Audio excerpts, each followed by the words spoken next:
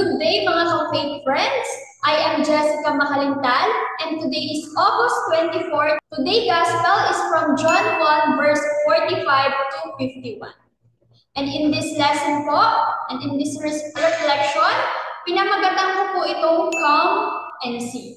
Kung atin pong mababasa at kung ating babalikan, ang Panginoon po ay nagpaanyaya ng isang imbitasyon po sa kanyang mga alagad at ayun po ang tinutukoy po dito ay si Nathanael.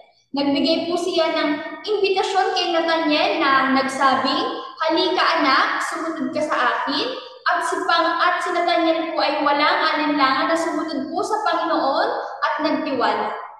At nakikita po natin dito na kaya ko po pinamagatang Come and See ay si Nathanael po ay sumunod at nung sumunod po si Nathanael ay nakita po niya ang kalooban at nakita po niya ang gawa ng Panginoon sa kanyang buhay.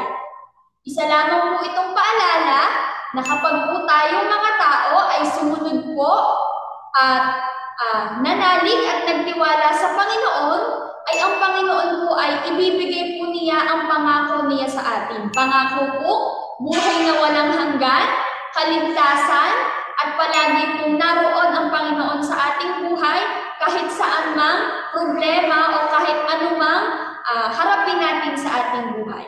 At yun lamang po. Maraming salamat. Don't forget to like, share, and subscribe to our YouTube channel, faithbook.ph. And that's it. Goodbye!